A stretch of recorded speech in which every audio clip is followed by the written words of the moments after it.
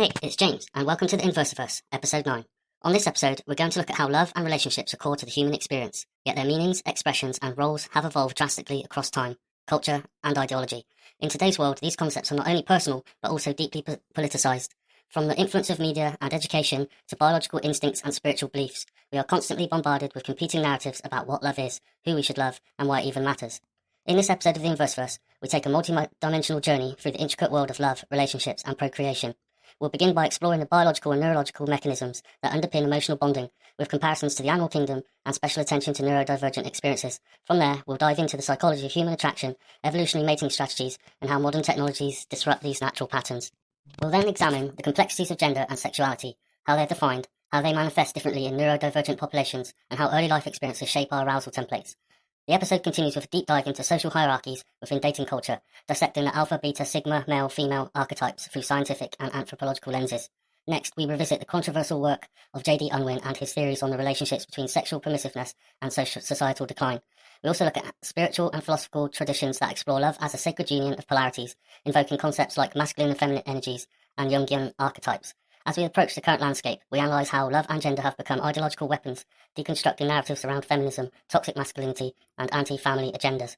Finally, we explore the rise of the Red Pill movement and its critiques, before concluding with grounded, transformative tools for cultivating conscious love, emotional healing, and relational sovereignty. This episode seeks to not preach, but to illuminate, to empower viewers with insight, awareness, and more profound sense of autonomy in the most intimate aspects of their humanity. Before exploring how love operates at a biochemical level, it's important to understand how the brain itself can function differently across individuals. The term neurodivergence refers to variations in the human brain regarding sociability, learning, attention, mood, and other mental functions. This includes conditions such as autism spectrum disorder, ASD, attention deficit hyperactivity disorder, ADHD, dyslexia, and more. In contrast, neurotypical individuals are those whose cognitive development aligns with societal norms and expectations. From a neuroscientific and neuropsychological perspective, neurodivergent individuals may have unique patterns of brain connectivity, sensory processing, and emotional regulation.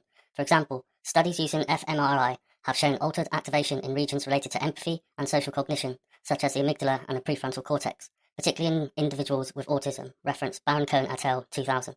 On a biochemical level, variations in the expression or sensitivity of neuropeptides and neurotransmitters, such as oxytocin, dopamine, serotonin, and vasopressin, can influence how bonds are formed and maintained. For example, reduced oxytocin receptor functioning may affect the ability to form social connections, while dopamine dysregulation in ADHD can impact reward sensitivity and consistency in romantic interests.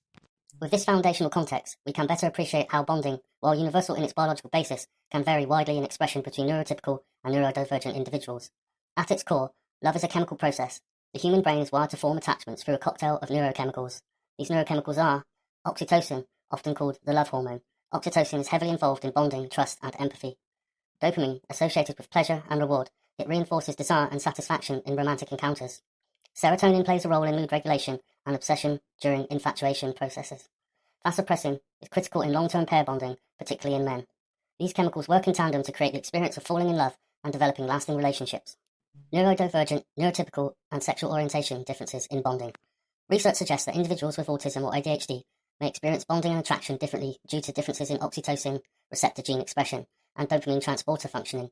Studies such as Andari et al. 2010 demonstrated that intranasal oxytocin can improve social behaviors in individuals with autism. Additionally, research by Chakrabarty and Baron-Cohen 2013 explored how genetic variations influence empathy and social bonding, which may impact how neurodivergent individuals form attachments. Comparisons to the animal kingdom. In the animal kingdom, examples of both monogamous and promiscuous species shed light on human mating tendencies. Prairie voles, for instance, are often studied for their lifelong pair bonding behavior, which is regulated by oxytocin and vasopressin, studied by Young et al. 1998. Bonobos and chimpanzees, on the other hand, use sex as a social tool and often live in non-monogamous groups, with bonobos in particular exhibiting socio-sexual behaviors to reduce tensions and reinforce bonds. Deval, 1995. These comparisons suggest that while humans may have the capacity for monogamy, our biological wiring leaves room for diversity in mating strategies.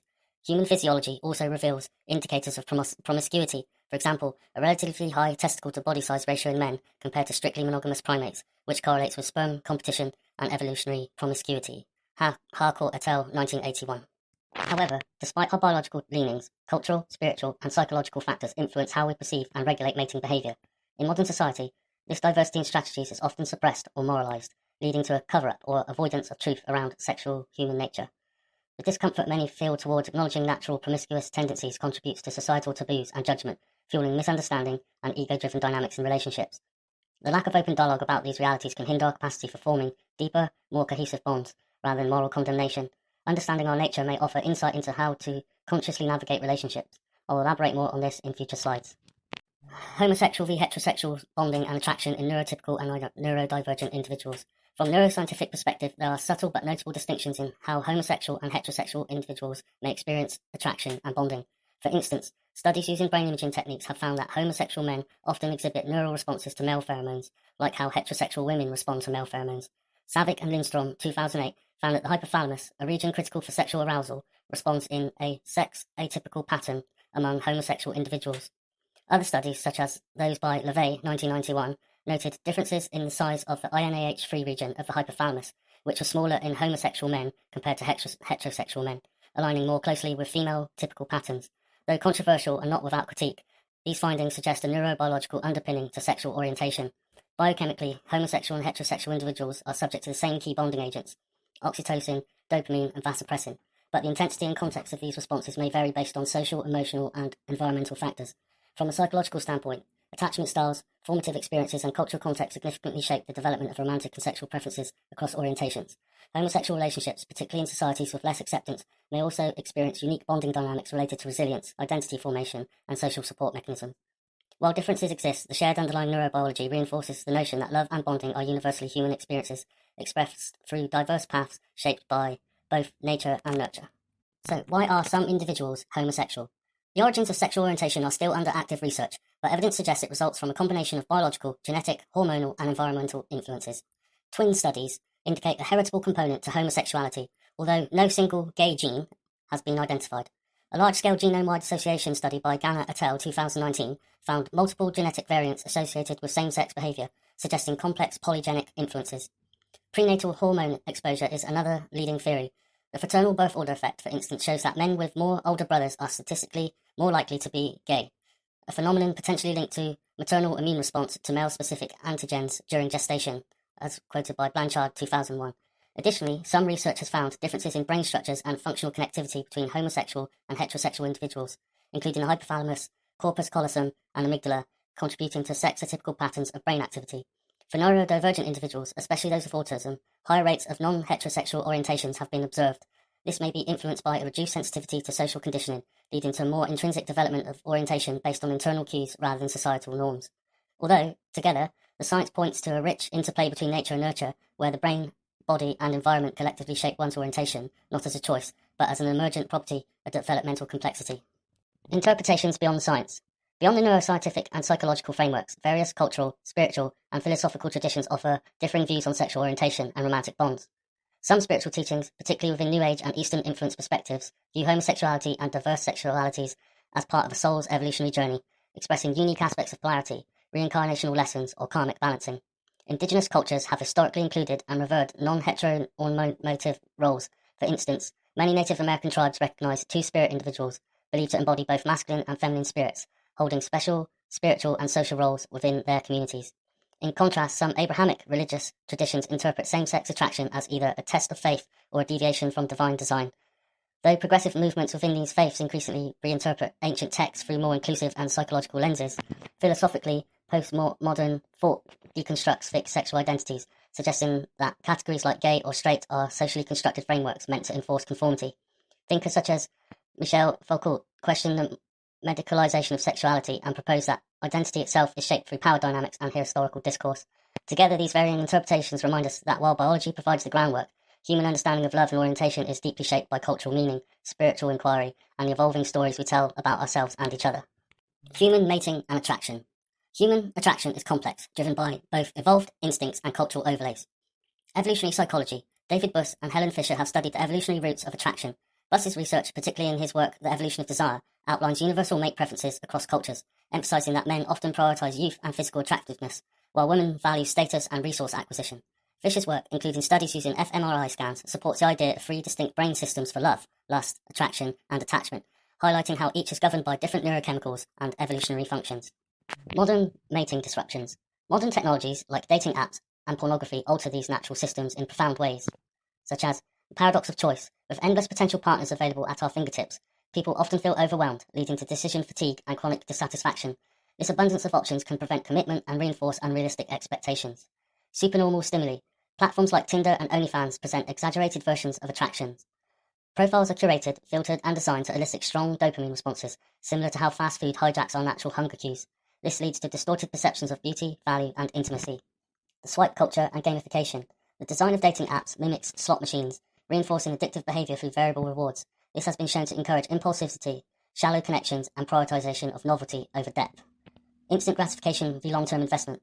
Social media and on-demand entertainment have conditioned people towards immediate pleasure, making it harder to engage in the effort and patience required for deep emotional bonds. Casual sex may be more accessible, but meaningful relationships often suffer. Digital detachment. Online communication lacks many of the emotional and non-verbal cues found in real-life interaction. This leads to misunderstandings, ghosting, and misaligned intentions. And finally, hypergamy and status signaling. Social platforms amplify visible markers of success and attractiveness. This fosters social comparison, encourages status-driven mate selection, and leaves many feeling inadequate or excluded. All of these factors contribute to a growing disconnect between natural mating instincts and the current cultural landscape. This phenomenon is closely aligned with the paradox of choice, a term popularized by Schwartz 2004 and demonstrated by Ligner and Lepper in 2000, who found that too many options can lead to decision paralysis and decreased satisfaction. In the dating context, this means that having access to hundreds or thousands of potential matches can reduce emotional investment and increase anxiety over making the wrong choice. Additionally, dating apps may amplify evolutionary tendencies like hypergamy, where individuals, especially women in heterosexual pairings, seek mates with higher status or resource, thus 1989. Conducted cross-cultural research confirming these preferences as part of evolutionary mating strategies. In digital spaces, status cues such as appearance, profession, and social influence are heightened, often leading to social comparisons and exclusion, Smith et al. 2012. Also highlighted how social media can intensify envy and perceived inadequacy in such environments. As people engage with hyper-curated avatars and externalized personas, authentic connection becomes harder to sustain. In the process, deeper relationship skills such as emotional regulation, vulnerability, and resilience are undeveloped or neglected. The modern dating ecosystem, while offering more choice than ever, also demands greater self-awareness, intentionality, and digital literacy to navigate it without falling into cycles of superficiality and disconnection. Gender, sexuality, and attraction. Gender and sexuality are fluid and multifaceted constructs influenced by biology, psychology, culture, and personal identity. From a biological standpoint, sex refers to physical characteristics, chromosomes, hormones, and reproductive anatomy, typically categorized as male, female, or intersex. Gender identity, however, is deeply personal and internal sense of self, which may or may not align with one's biological sex. Meanwhile, sexual orientation refers to pattern of romantic or sexual attraction, whether towards the same sex, the opposite sex, both, or neither.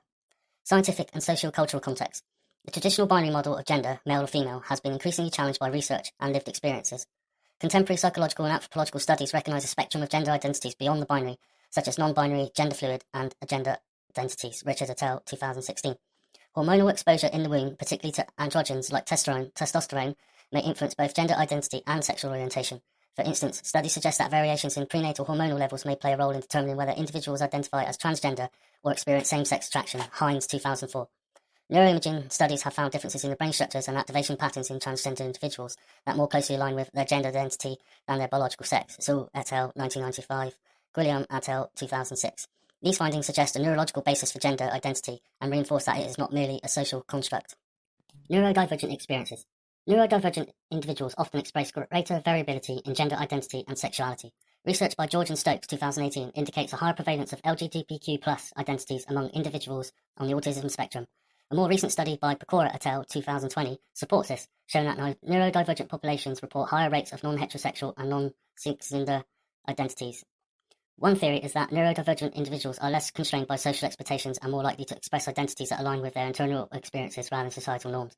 This may also relate to differences in social processing, conformity, and emotional awareness, often associated with neurodivergence. Arousal and imprinting. Attraction is influenced not only by innate biology, but also by experience. Arousal templates are mental and emotional blueprints for what one finds erotically or romantically stimulating. These templates may be shaped by early developmental experiences, media exposure, cultural, messaging, or trauma. Research into sexual imprinting, how early experiences affect later attraction, suggests that familiarity, attachment, and even family dynamics can influence what individuals find desirable in a partner, Ronnie et al. 2003. Additionally, the trauma and attachment issues may alter arousal patterns, often leading to challenges in forming or maintaining healthy romantic relationships. Understanding these dynamics is critical for fostering compassion and complexity in how we view gender, sexuality, and attraction, not as fixed or deviant traits, but as natural expression of the diverse human psyche and psychology. Biological sex. Male-female intersex refers to physical attributes. Gender identity is a personal sense of being masculine, feminine, both, or neither. Sexual orientation, heterosexual, homosexual, bisexual, defines who is attracted to who. Behavioural and hormonal responses of men to brief interactions with women was the study by Ronnie. The abstract. This study tested for behavioural and hormonal reactions of young men to brief social encounters with potential mating partners. Male college students were randomly assigned to engage in a short conversation with either a young man, male condition, or a young woman, female condition. Participants provided saliva samples before and after the conversation, completed a battery of psychological measures after the interaction, and had their behaviour rated by their conversation partners. Salivary testosterone T increased significantly over baseline levels in female condition only, though differences between conditions were not significant. In addition, change in T testosterone was significantly correlated with the degree to which the female confederates thought the male participants were trying to impress them. These behavioural ratings in turn were correlated with the participants' ratings of the female confederates as potential romantic partners. Results were generally consistent with the hypothesis that human males may exhibit a behavioural and endocrine courtship response that is similar to observed in the males of many non-human vertebrate species. Components of the arousal templates include feelings, personality types, objects, processes, patterns or situations, body types, characteristics, vulnerability, and stages of courtship. Neurodivergent experiences. Neurodivergent individuals often display unique gender identities or sexual orientations. For instance, studies like those by George and Stokes 2018 have found that autistic individuals are more likely to identify as non-binary or asexual.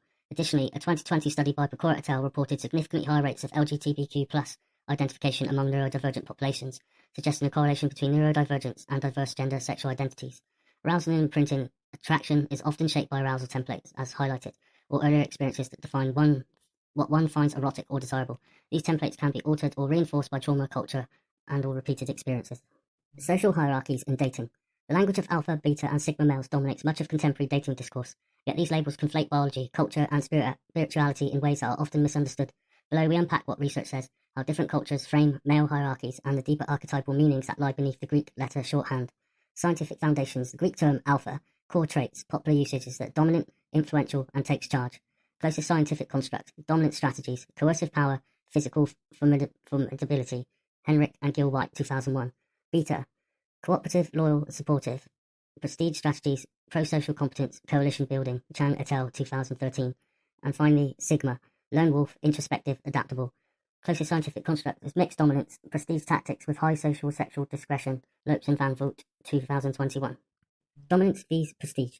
Human males gain influence either through force, fear, which is known as dominance, or by being admired for skills and generosity, prestige. Price and Van Voort, 2014, show that women's short-term attraction skews towards dominance, whereas long-term partner choice favours prestige and reliability.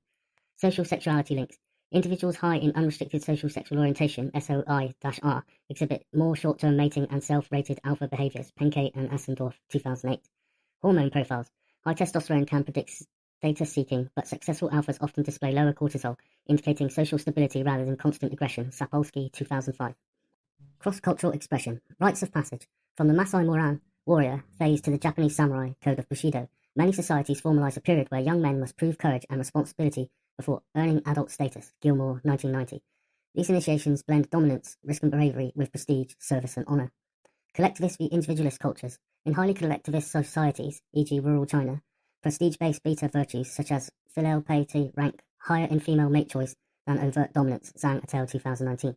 Conversely, Western individualism amplifies display traits such as height, wealth, follower counts, often conflated with alpha status. Modern digital arenas. Dating app algorithms magnify visible status cues like looks, lifestyle, follower metrics, skewing perception towards exaggerated alpha sigma traits and sidelining cooperative beta behaviors. Spiritual and archetypal perspectives. Greek letters map imperfectly onto older wisdom systems, such as Jungian archetypes, king-warrior energies parallel the positive alpha, decisive yet benevolent, magician-lover mirror beta qualities of empathy and insight, Moore Gillette, 1990. The hermit-seeker archetype aligns with modern sigma, illustrating spiritual independence and refusal to play hierarchical games, Campbell, 1949. Taurus polarity. Alpha resonates with assertive yang, beta with receptive yin. Harmony requires dynamic interchange, not supremacy. Nefadic gunas, rajas, passionate action underpins alpha drive, sattva, balanced wisdom. Underlies prestige, beta, while a healthy sigma integrates both without attachment. Many esoteric schools warn that chasing status without inner alignment leads to imbalance. True mastery, the integrated alpha omega, transcends labels, uniting strength with service. Summary. Scientific data confirms that women, and to a lesser extent men, calibrate attraction along dominance prestige axes, yet long-term relationship health hinges on emotional intelligence, generosity, and shared values. Cultural frames determine the traits which are celebrated, while spiritual traditions remind us that authentic power flows from self-knowledge, not mere hierarchy. Section 6. J.D. Unwin and Historical Patterns. British anthropologist J.D. Unwin devoted more than a decade to analysing 86 past and present civilizations in his 624-page volume, Sex and Culture, 1934. Working from ethnographic and archaeological sources, Unwin set out to test whether a society's sexual regulations correlated with its cultural energy, defined by art, innovation, and social cohesion. 6.1 tables, core findings: variable monogamy, restrained societies, strict and postnuptial; permissive societies, relaxed pre- and postnuptial; variable creative output, restrained societies, higher over 3 generations; permissive societies, declines within 3 generations; variable civil cohesion, restrained societies, strong institutions, civic duty; permissive societies, fragmentation, individualism; variable long-term prosperity, restrained societies, sustained economic growth; permissive societies, stagnation and decline, which is where I personally believe we are at this present moment in time. Unwin concluded that every civilization passes through 4 phases: sastrict, which is strict premarital chastity; modern monogamy, and eventual total sexual freedom, after which creative and organizational energy wanes. He claimed no society had maintained great energy without absolute monogamy for at least 1 generation. 6.2. Methodological strengths and limitation. Breadth of data. 86 societies across 6 millennia provided an unrivaled comparative scope. Operational clarity. Unwin defined cultural energy via measurable proxies, architecture, literature, legal complexity. Limitations. Reliance on second-hand colonial-era ethnographies. Absence of statistical controls and Eurocentric moral framing. Brown, 1964. Temporal lag. Correlation does not equal causation. Political collapse can loosen sexual norms after, rather than vice versa. Harris, 1989.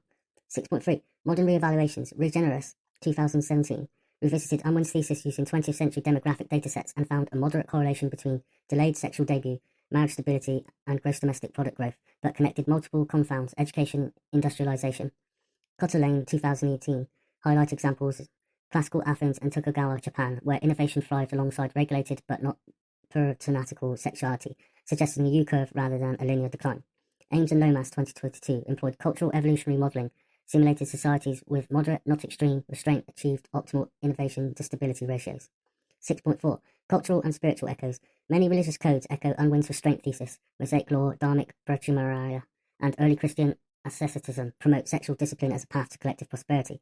Conversely, Tantric and Taoist traditions frame disciplined sexuality not as repression, but as alchemical transmutations of creative Jingo Ojas energy. 6.5. Implications for the 21st century. Western nations since the 1960s have liberalised sexual norms, cohabitation, no-fault divorce, and ubiquitous pornography. Critics argue that rising loneliness, falling birth rates, and political polarisation mirror Unwin's decline phase, Murray, 2020. Others contend that greater inequality and technological innovation contradict deterministic fall. Takeaway. Whether or not Unwin's causal chain holds, his work provokes a crucial question for modern policymakers. How does sexual ethics interface with social capital and long-term flourishing? I won't read the whole table, but 6.7 indicates comparative case studies, where the civilizations, in particular classical Athens, imperial Rome, Tokugawa Japan, Victorian Britain, and post-1960s West. Timeline of sexual regulation phases. Figure 1. A visual overview of Unwin's 4 phases: sastric chastity, modified monogamy, strict monogamy, total freedom, and the average trajectory of social energy across 3 generations, plotting exemplar civilizations for each phase. Timeline graphic summarizing Unwin's 4 phases, average social energy trajectory, and exemplar civilizations. Philosophical and spiritual dimensions. Love, in its deepest essence, has long been understood as a biological drive and a force of spiritual transformation. Across cultures and traditions, romantic and sexual union has served as a metaphor for divine union, merging of polarities, the transcendence of separation, and the birth of wholeness. Energetic polarity and sacred union. At the heart of many esoteric traditions in the concept of duality, masculine and feminine energies, often symbolized as Shiva and Shakti in Tantra, Yin and Yang in Taoism, and Sun and Moon in mystic traditions. These energies are not confined to gender but exist within all beings. Their integration is seen as essential to spiritual awakening. Masculine energy equals direction, logic, structure, discipline, clarity, and presence. Feminine energy consists of intuition, receptivity, emotion, creativity, nurturing, and flow. In conscious partnerships, the goal is not dominance or submission, but polarity with harmony, and a sacred dance of contrast that can deepen intimacy and awaken dormant aspects of the soul. Archetypal psychology and inner union. Carl Jung introduced the concept of the anima, the feminine within the man, and the animus, the masculine within the woman. He proposed that self-realization involves recognizing and integrating these inner opposites, which can often be mirrored in romantic partners. This is sometimes referred to as the inner marriage. Romantic challenges in this framework are viewed not merely as interpersonal conflict, but as soul work, and an invitation to reclaim disowned aspects of ourselves. The lover becomes the mirror, the alchemist the guide. The alchemy of desire. In both Eastern and Western esoteric systems, sexual energy is not seen as sinful or base, but as spiritually potent. In Tantra, for example, the union of masculine and feminine energies, expressed physically, emotionally, and energetically, can lead to a Kundalini awakening and states of non-dual awareness. In Kabbalistic teachings, sacred sexuality is the binding force of the tree of life, bridging physical and divine realms. Christian mysticism also holds echoes of this in the Song of Songs, a sensual poem interpreted as a metaphor for the soul's longing for God. Philosophical interpretations of love. Plato, in the Symposium, described love as a ladder that begins with physical attraction and ascends towards the appreciation of divine beauty and ultimate truth. Sufism sees human love as a mirror of divine yearning, Ishka, passionate love, being the vehicle to realize the beloved as God. Existentialists like Sartre view love as a paradox, an attempt to possess freedom without destroying it, creating inevitable tensions and transformation. Love as a transformative path. In the modern spiritual landscape, love is increasingly viewed as a catalyst for awakening, not merely a feeling or attachment, but a practice. Conscious relationship teachings emphasize emotional responsibility, using triggers and conflicts as mirrors for growth. Inner polarity work, healing wounded, masculine, feminine within. Attachment healing, moving from trauma bonding to secure connections. Books such as David Dada's The Way of the Superior Man, Harville Hendrix' Getting the Love You Want, and Esther Perel's Mating in Captivity explore how love, when approached intentionally, becomes a space for deep personal evaluation. Integration in the modern world. Today's world often commodifies love, reducing it to dopamine hits or transactional validation, yet the spiritual traditions remind us that love is a path, a means of self-discovery, integration, and expansion. It asks not only for connection, but consciousness, not only attraction, but alignment. By weaving spiritual insight with scientific understanding, we can begin to approach relationships not merely as emotional agreements, but as sacred contracts, opportunities for evolution, healing, and transcendence. The weaponization of gender and love. The concepts of love, gender, and relationship have become ideological battlegrounds in modern society. What was once sacred or personal has increasingly become politicized, commodified, and weaponized through media narratives and institutional agendas. Feminism, originally a movement for women's empowerment and equality, has fractured into various ideological streams. Some strands, such as third wave and postmodern feminism, have been criticized for undermining traditional family values and masculinity. Prominent critics include Camille Paglia, who argues that modern feminism often disregards biological realities, and Christina Hoff Sommers, who distinguishes between equity feminism and gender feminism. The concept of toxic masculinity, though intended to address harmful behaviours in males, is frequently applied too broadly. A 2019 APA guideline on men and boys sparked debates for categorizing traits such as stoicism and competitiveness as potentially harmful, drawing criticism from figures like Jordan Peterson, who argues that healthy masculinity is essential for social stability and male mental health. The nuclear family has seen declining support, especially in Western nations. Researchers from the Pew Research Center 2020 indicates record low marriage rates and a rise in non-traditional family structures. Meanwhile, thinkers such as Charles Murray have linked the collapse of marriage and paternal involvement to rising inequality and social fragmentation. The role the media and educational institutions play in an increasingly influential shaping of perceptions of love, sex, and gender, often promoting fluidity and individualism over biological or communal grounding. This has drawn pushback from parental rights advocates and commentators like Abigail Scherer, who argue that some curricula encourage early sexualization and confusion around gender identity. A personal experience I wish to share. The media recently created a miniseries titled Adolescence, available on Netflix. I believe it was a propaganda-based hit piece against the red pill community. They utilised this tool of delivery to further their agenda of division and subliminally attack individuals based on a fictional story of a white boy who kills a young girl. Unfortunately, a crime of passion, because he was being bullied, demasculised by the girl, and he could not control his emotional response to the bullying. Obviously, I do not condone violence against anyone, but these situations occur when not in control. Emotions are subconscious reactions and responses. Therefore, when we become emotionally overwhelmed by hormones, stress cortisol, the body automatically goes into fight, flight, or fawn as a defense mechanism. People become irrational and unstable. He was triggered by bullies who did not relent, do not know when to stop persisting, and therefore triggering such emotional states within people, and unfortunate occurrences happen as per this fictional story and in real life. Through this series, they attack key figures within the community through the subtle manipulation of language, dismissing their core beliefs and values, describing masculinity as toxic, which isn't always the case, of course. There are toxic people, but this doesn't generalise a whole sexual orientation in an attempt to what I feel a denial of reality, creating illusions and delusions. From personal experiences and dating, I resonate with much of how men and women interact, and the red pill community does indeed explain many concepts, behaviours and experience one has had throughout my life. Friendships between the different sexes and the same sex that could never be explained before, that left an uneasy feeling from within, what one's intuition could feel as dissonance, yet never through the conscious mind could I explain the intent behind certain individuals' behaviour and spiteful words. confusing behaviours. As time passed, I became more discerning. I had to adjust and take a more deterministic approach to life, looking out for individuals' actions being congruent with their words, slowing down, processing emotions, learning. Not every situation requires a response or reaction. Silence and contemplation are equally very powerful tools than to go into ego battles, trying to prove points to be right or wrong. The many head games certain individuals would play with me, believing I was unaware, trying to make me look a fool, while I was feeling less than, gaslighting me, outright lying to me when I always believed I was good enough and confident and a good person. But bit by bit they would chip at me. I always spoke my truth, lived and interacted with heart, authenticity, empathy, and highly considerate, conscious of my effect on others, yet these individuals could not reciprocate my efforts, which led to me, for my mental health and sanity, to walk away. Why individuals were always trying to destroy and erode my confidence, that my attention and presence was only desired at certain times. I was made to not be seen as valuable, why I was ghosted, and why there would be a return, causing a great deal of emotional and mental confusion. But that's their intent, as if they always had a revolving door that I wouldn't say no, continual emotional manipulation. Upon my confidence returning, I would have my temperament attacked by these individuals and made to feel bad, or I should apologise for how I responded or acted, when often they were at fault. I would take account of my actions when I felt appropriate. I would apologise for overstepping, etc., for what was these narcissistic individuals were doing, toying with my heart, mind, and emotions. As I began to explore the red pill, black pill, and purple pill explanations, concepts, and other individuals' experiences, it aided in me understanding at a greater level a more conscious awareness of the intricate dynamics of relationships, what I term as masculine and feminine energy from a spiritual perspective. I wasn't being respected by or for the individual I was, that people were projecting onto me their image and view of me rather than accepting who I was and am.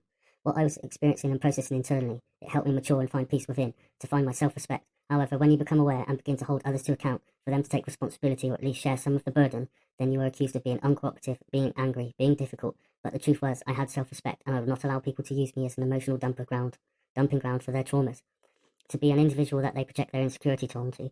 But this doesn't sit well with narcissistic type people who lack any form of self-awareness and the effect they have on others' emotions and overall well-being, because they are codependent energy vampires who only take and never give. And those who explicitly project narcissistic tendencies, you are always the problem, it was always your fault for upsetting the flow. This was not the case. An individual living in their power, having respect for themselves, knowing when to walk away, especially from tit-for-tat immaturity, taking account of their actions, learning, improving, changing their behaviour to be a better person, knowing it takes two people to make a relationship or friendship work. How can that lead to one being labelled immature? I don't think so. I figured out you were not authentic people, and I did not have to remain in situations that would be costly to me, to put myself in danger or of those whom I no longer trusted. That would not do the same for me. Because these people showed me they were corrupt, uncaring, and unworthy of my precious time. I put lots of effort in. I always tried to make things work, but I realised the harder I tried, the worse it got, to the point of finally saying, you know what, fuck you, I'm done. And that's okay. We all have boundaries and limitations of how far people can push us, and then no more. Silence. Thank you very much. Thanks for the lesson. I wish you all the best. Goodbye. That's all it takes to move on and change your life, if you're surrounded by people that don't see your value or worth. Do not sit around in self-pity and ponder why. Do not sit in grief waiting for individuals to change. Make a reciprocated effort. It will never happen. So when someone truly shows you who they are, after the smoke and mirrors clear and the moment of realization occurs, just go. It took me many years to realise what was happening in certain situations in my life, and many years to verbalise it, write it down, but now I can. Here it is. It allowed me to explore alternative means to my approaches in life. These propagandists hit piece of late are intentionally doing their best to perpetuate division within society, exacerbating division, not improving cohesive bonds.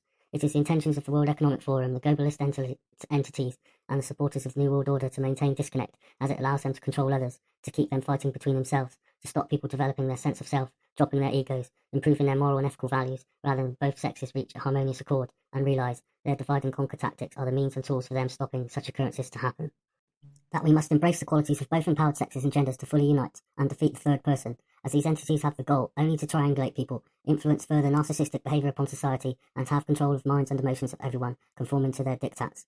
It is something I feel we must debate and embrace and have discourse, to not be dismissive of all our collective pain and suffering because of intentional indoctrination by the evil of this world, something that we should all consider, rather than being influenced by the collective hive mind and what society and politics now term the official narrative. There is no official narrative. We are the creators of our world, and it is our responsibility to embrace tools which allow us to discern for ourselves, rather than blindly comply and be obedient with the opinions of a few select elitist morons, who are essentially doing nothing but harm to people day in, day out with their evil, controlling, and manipulative behaviour and indoctrination. Section 8 continued. Empirical evidence and testimonies. A study published in the Journal of Marriage and Family, Wilcox et al. 2011, found that intact two-parent households correlate with better outcomes in children's education, mental health, and economic stability. Jean Twenge's work, iGen 2017, highlights mental health toll of social media and sexual liberalism, particularly on Gen Z, where rising rates of loneliness, anxiety, and identity confusion have been observed. Anecdotal testimony from clinicians and family counsellors support the view that increasing numbers of individuals, especially young men and women, are expressing confusion and trauma around gender roles, relationships, and the purpose of love itself. 8.2. Proponents of change. While critics call for a return to biological realism and traditional values, others advocate for a holistic, inclusive approach. Esther Perel promotes emotional intelligence and erotic autonomy within committed relationships, offering a nuanced middle path. Bell Hooks advocates for love as an active ethic rooted in care and community, rather than domination or resistance. And Adrienne Marie Brown combines spiritual activism and intimacy, urging collective healing through vulnerability and interconnectedness. Conclusion to Section 8. These ideological pressures have deep psychological and societal consequences. When natural impulses like love, pair bonding, or gender expression become politically loaded, it creates cognitive dissonance and emotional suppression, disconnecting individuals from their authentic experience.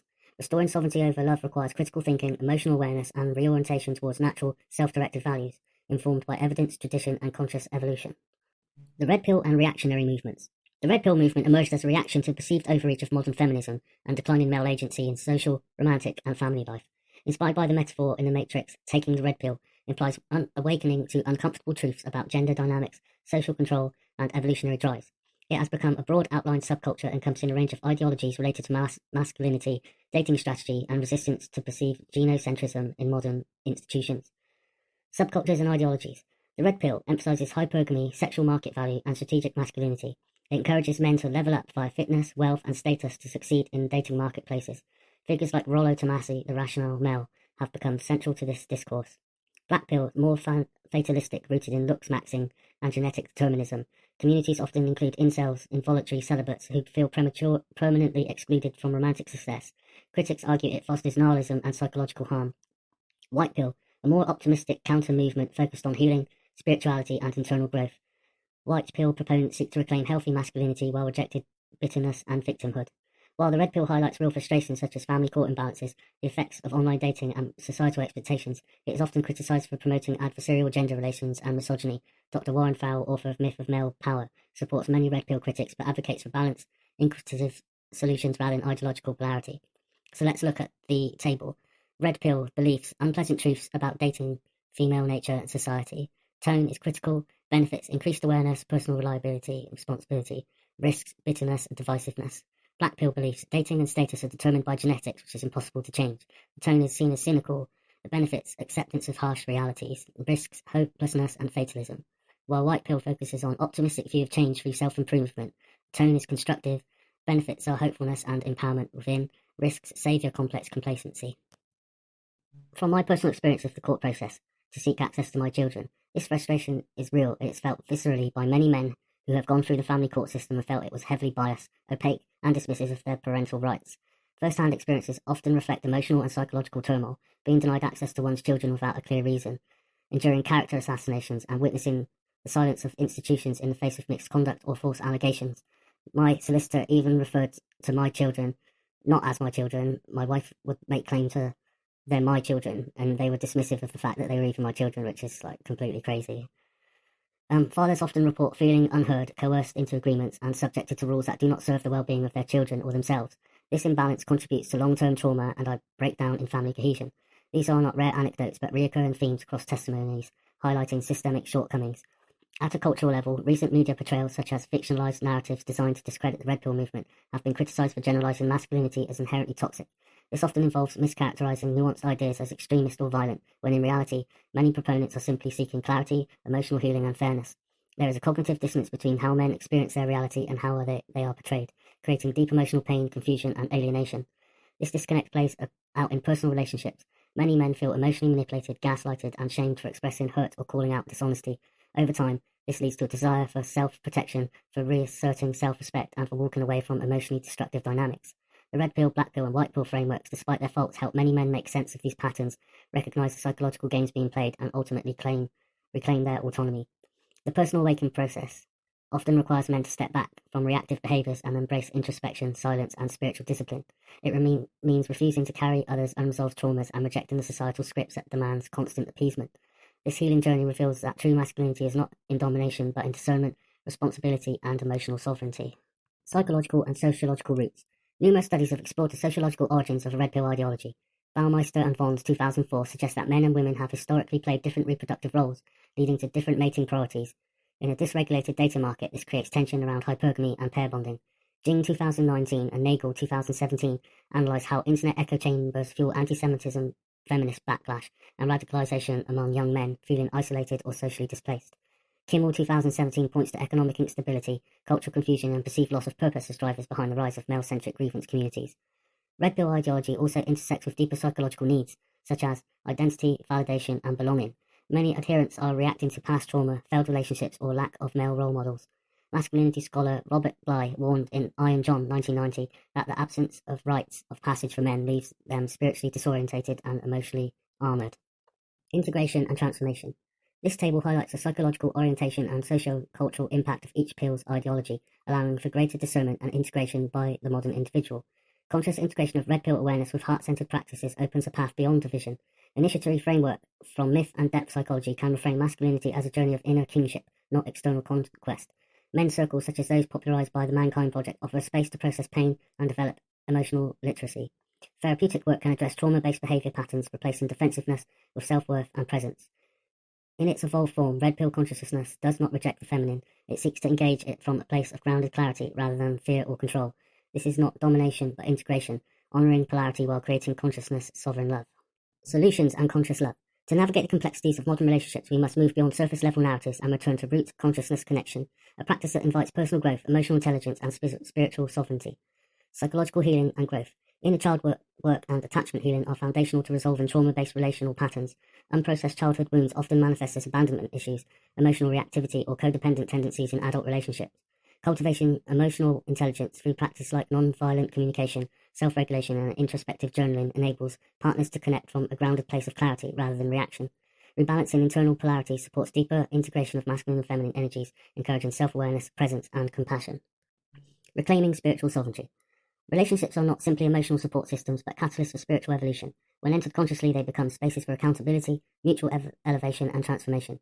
Working with archetypal energies such as the king, lover, warrior, and magician, Moore and Gillette 1990, or the maiden, mother, queen, and crone, can empower individuals to step into higher roles within their relational journeys.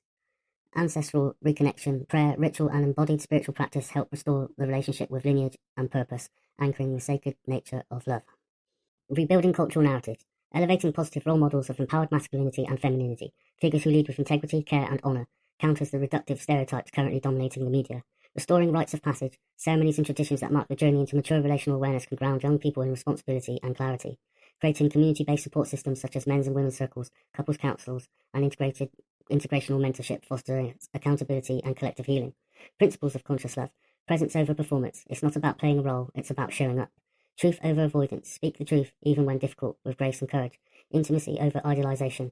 Replace projections and fantasies with real connections, seeing people for who they really are. Sovereignty over sacrifice. A healthy relationship requires wholeness, not martyrdom. Practical tools for transformation. Somatic work, which involves breathwork, body awareness, and movement, to shift trauma out of the body. Relational repair models, such as imago dialogue, Yotman method, and internal family systems. Boundary setting and conscious uncoupling. Practices to honour both union and separation as sacred, which helps to reduce dependencies. So let's conclude episode 9. The ultimate goal is not to conform to one model of love, but to become sovereign, discerning, and deeply present in our connections. Conscious love is not a fairy tale, it is a practice, a revolutionary act in a world that profits from confusion and disconnection. This episode has explored love in its many layers, from the biochemical impulses of attraction and the psychological mechanisms of bonding, to the political weaponization of gender and the deep spiritual call for integration. Along the way, we've navigated neurodivergent perspectives, societal double standards, and the cascading impact of disconnection on individuals and communities alike. Through the red pill lens, we've confronted institutional injustice, particularly within family courts, a system many feel to be unaccountable, biased, and emotionally destructive. We have explored how media narratives often gaslight men's struggles and how emotional manipulation and relational traumas shape the way we show up in love. These are not abstract ideas, they are lived experiences steeped in pain, awakening, and transformation. This episode also carried the imprint of personal experience. The confusion, betrayal, anger, and loss shared reflect the real cost of systems that prioritize order over truth and ego over empathy, and yet out of the disillusionment comes discernment, a rediscovery of inner strength, values, and vision. True love, conscious love, is not merely a romantic ideal. It is a process of reclaiming ourselves, of speaking truth to distortion, and of learning to walk away from what dishonors the soul. It is the reclamation of emotional sovereignty, personal boundaries, and masculine-feminine balance that we find the possibility of authentic connection. We must remember the greatest revolution is not rage, but integration. It is not blame, but awakening. It is not domination, but devotion to truth, healing, and love. This is the Inversiverse, where we turn the mirror inward, dismantle illusions, and begin to see again. When we align the psychological, spiritual, and cultural dimensions of love, we create relationships that are not only personally fulfilling, but transformational. Portals to a new way of being and relating. Thanks for joining me today on this episode of the Inversiverse, and credit to ChatGPT with supporting me on the structure of this presentation and providing references. I'm James. See you again soon.